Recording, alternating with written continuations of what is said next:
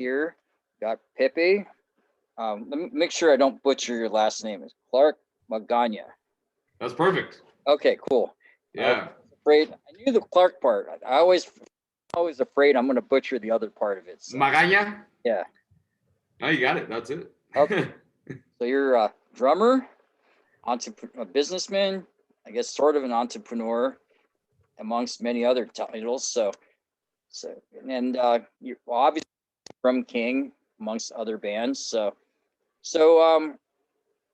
what's going on with you now? You've opened up a music school called Let There Be Rock, right?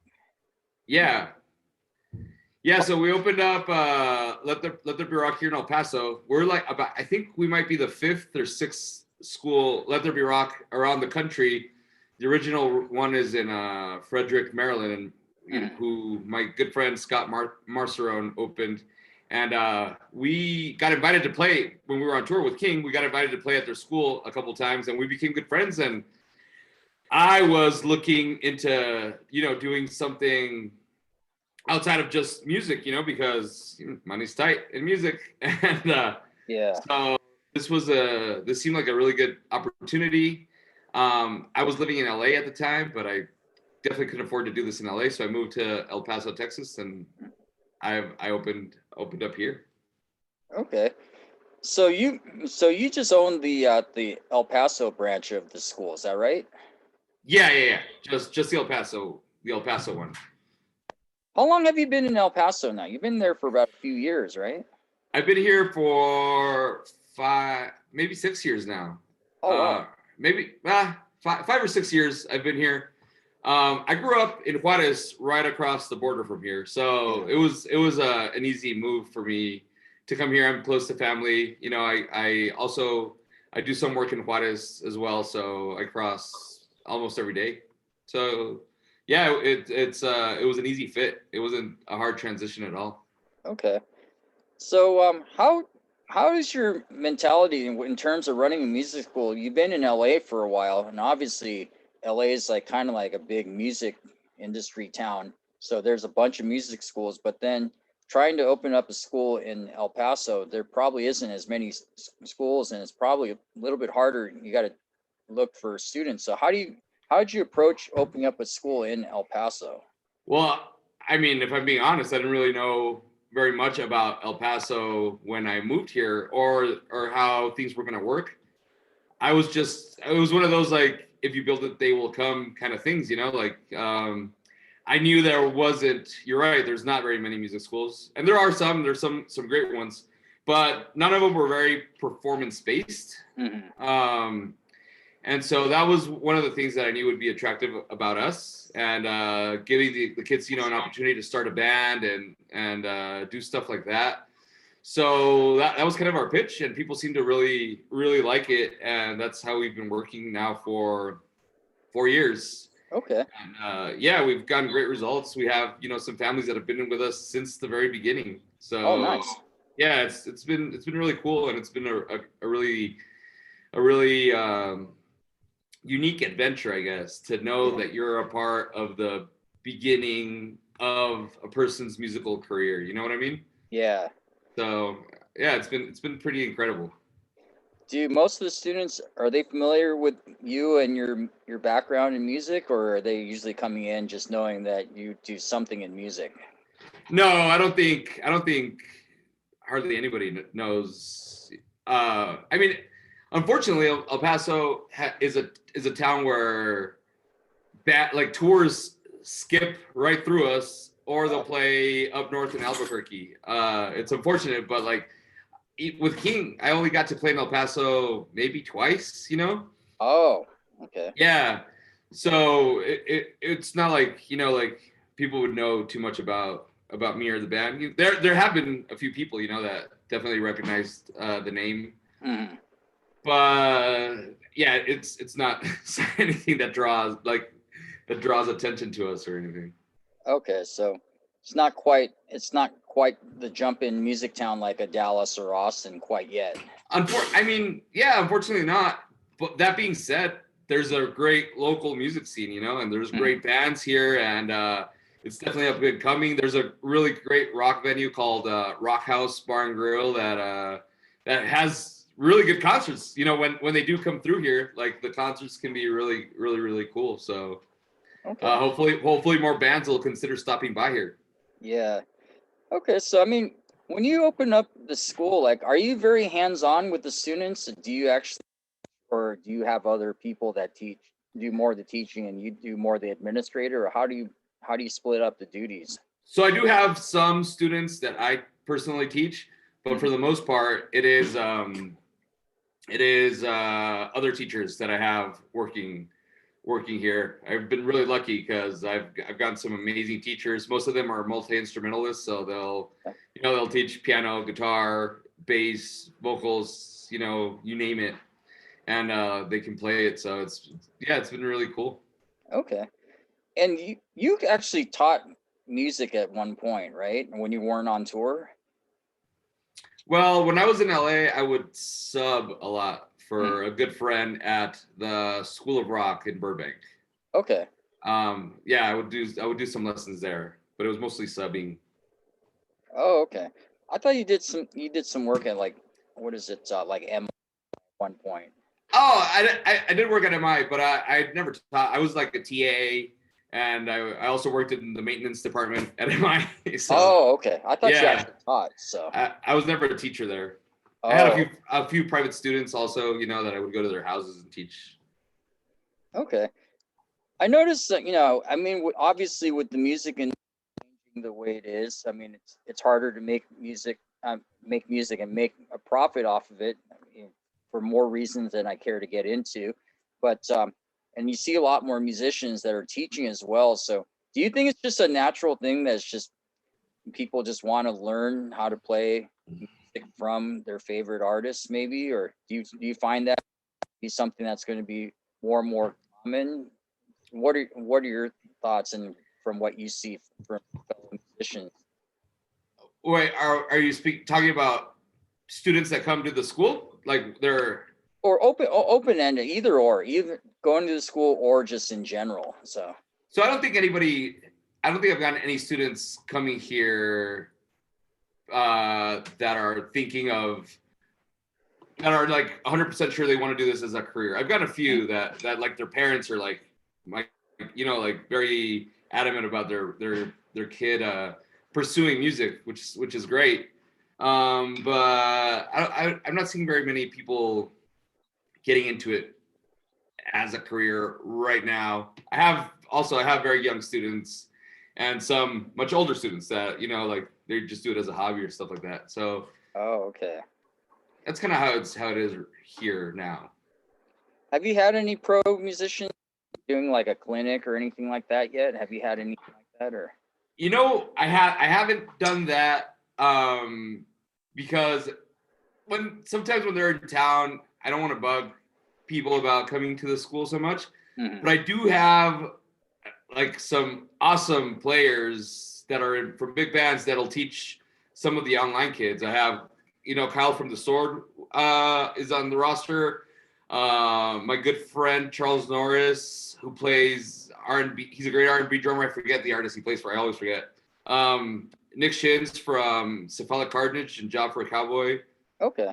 He teaches. So people like that will teach some online lessons for anybody interested. Oh, nice. Oh, so you do both physical and online. Yeah, when the whole pandemic happened and we had to shut down initially, we immediately switched everything to online. So we were online exclusively for a while.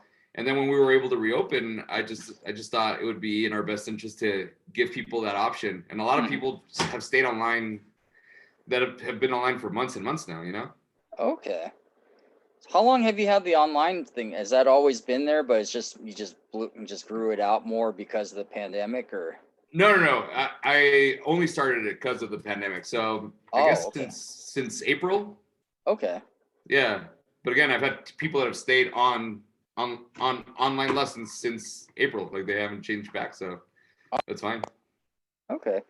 What are some of the things, I mean, being a business person, obviously you're a business person being in Kyng, but then now you're running a school as well. So what are some of the things you've learned about business running a music school and applying towards the band, or vice versa for you?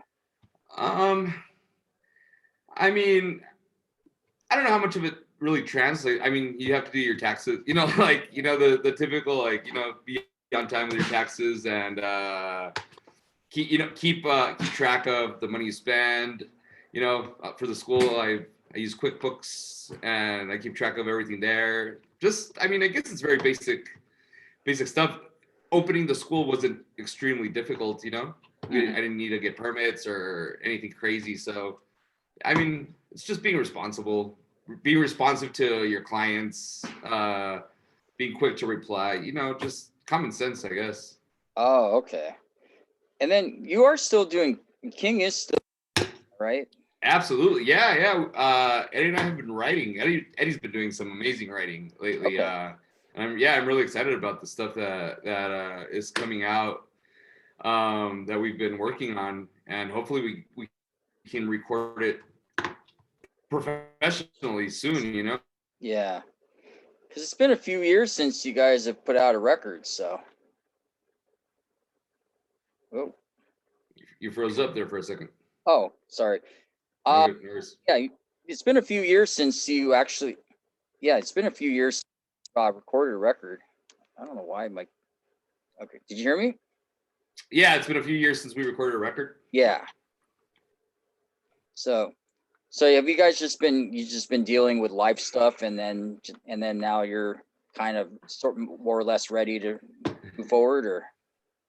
Very much so. Yeah, we I mean, I guess it wasn't a planned hiatus or anything like that, but we were a little bit burned out. At least I was, and I got married. I had a couple of kids. That'll definitely put a damper on touring for a while, and yeah, the guys have been really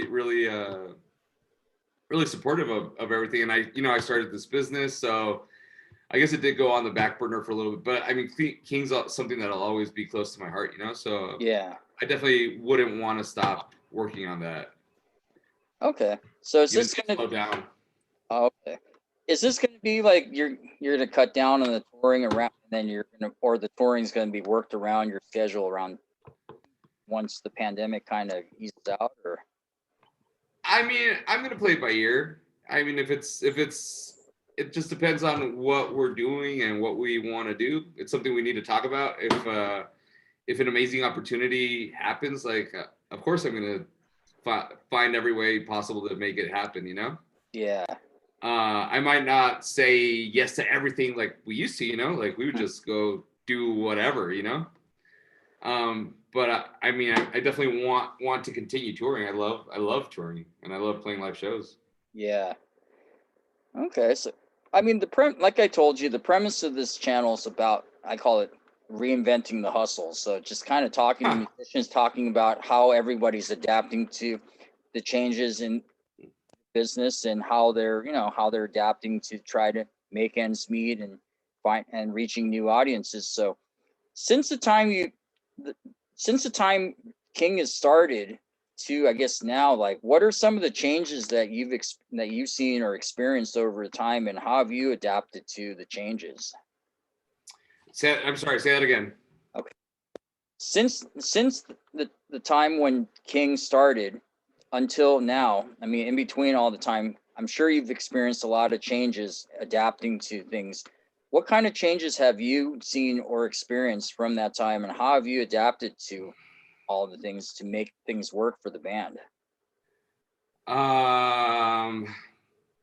Well, again, I think being a little bit more selective about the people you work with, and about the tours that you do, and about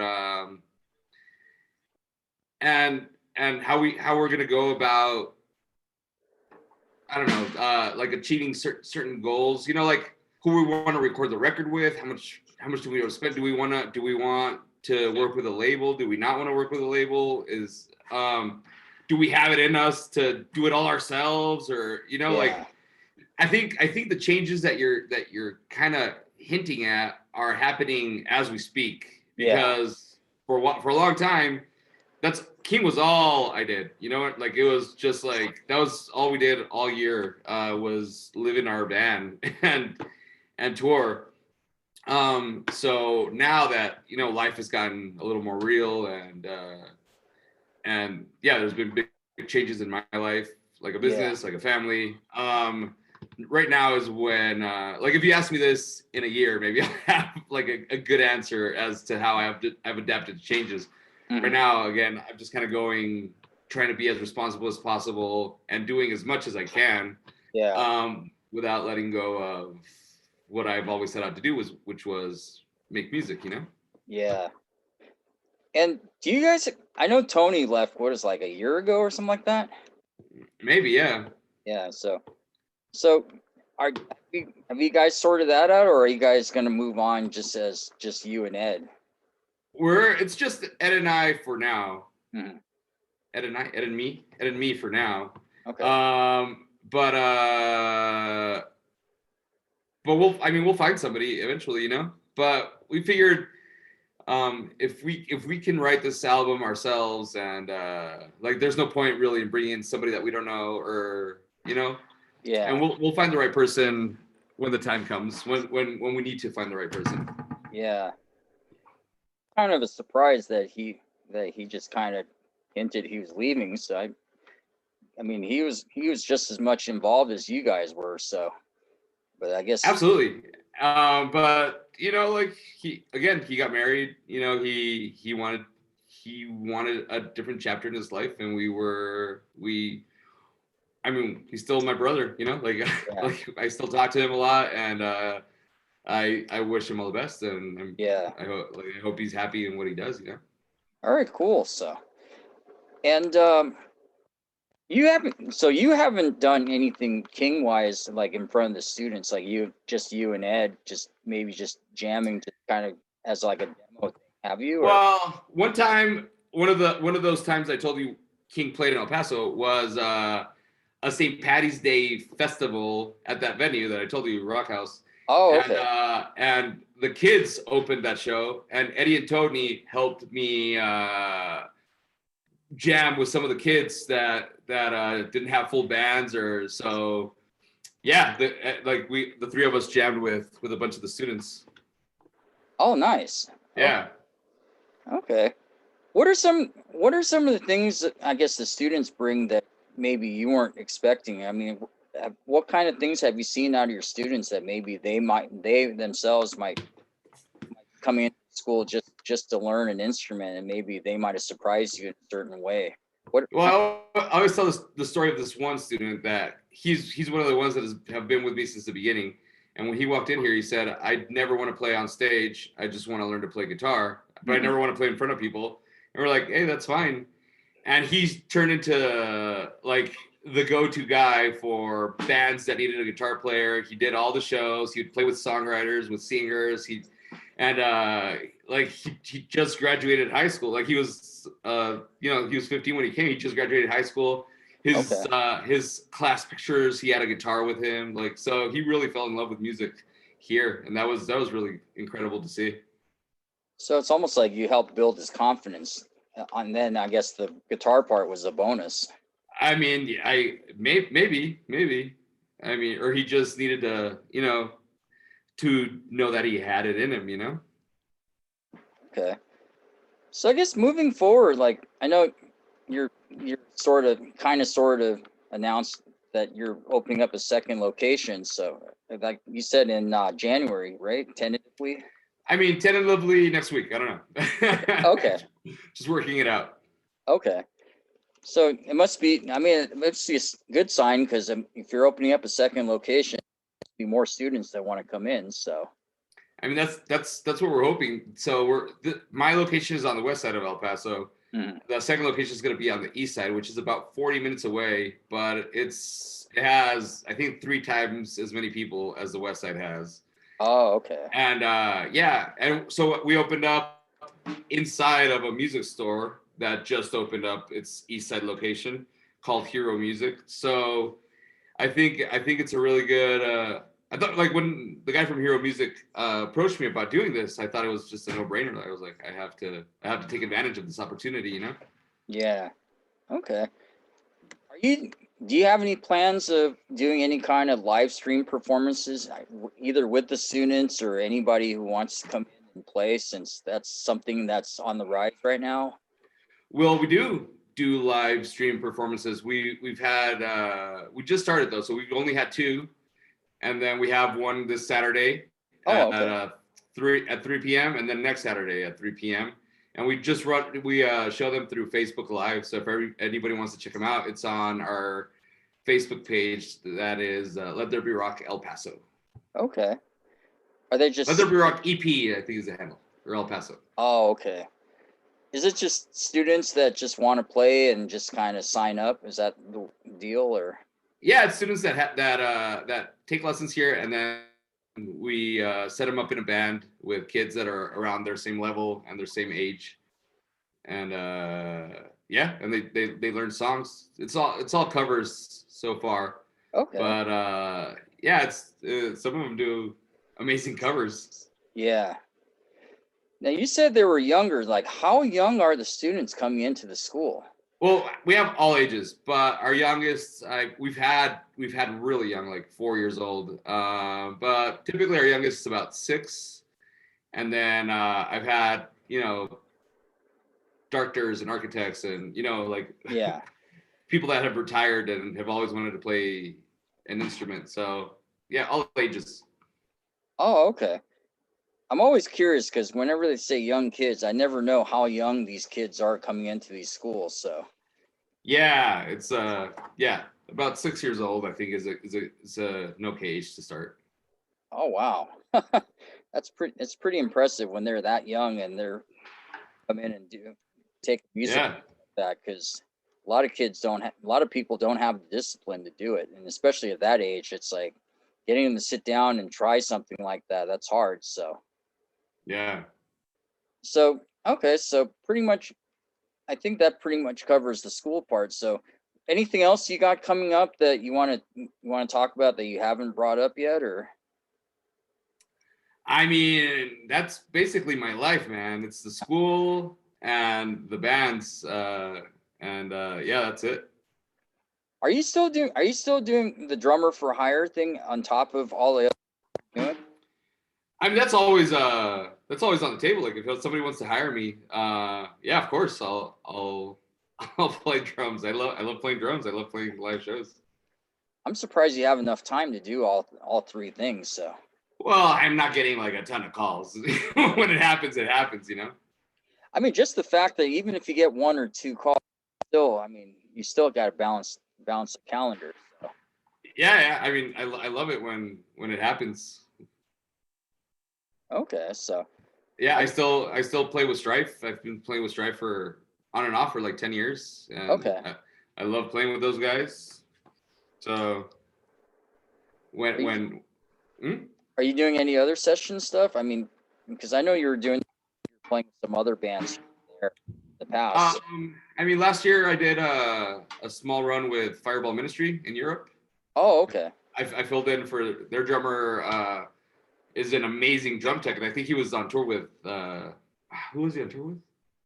Somebody huge, and so they asked me to cover for a few shows. So I was happy to do that. They're good friends of mine, and that was an honor to play with them. So Oh, okay. Cool. So, yeah, hopefully in 2021 things will ease up a little bit, so you can kind of go back to playing drums and do a little bit more instead of just cooping up. hopefully, Yeah, because I mean it's weird not seeing you out there. Well, it's weird not seeing a lot of people playing out, but it's a tough year, man. Tough year for music. yeah, at least I guess if you're not able to, at least you got the school, so at least you have some alternatives, so which is a good thing. Yeah, gotta work. Gotta work. Yeah. So and then you said you got the family. So how old are your kids now? 2 and 4. Okay. Yeah, they're maniacs. Are they involved in music in any way yet, or? I mean, they like to hit things, Oh, okay. but not nothing too formal. So they're they're not coming to work, Dad, and it's like sit there and play drums or anything like that?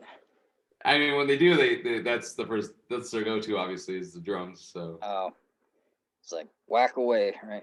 So yeah, go for it. okay. All right, so if people want to find you online, whether it's for the school or otherwise, where can they find you? So like on Instagram, I'm Kyng Kyng Pepe is my handle. Obviously, our band handle is Kyng Band. Um, the school is Let There Be Rock EP, Hmm. and yeah, I'm on all the socials. Okay, and then you mentioned the live stream for your school. That's on the Facebook page, is that On right? the Facebook, yeah, and then we'll upload them to YouTube Okay, on our YouTube channel. all right, cool. All right, Yeah, so man. yeah, like you got a lot of cool things going on with the schools. I see all your posts online, so hopefully Thanks, Ray. we'll continue to see more of it. I hope so too. Yeah, so all right, cool.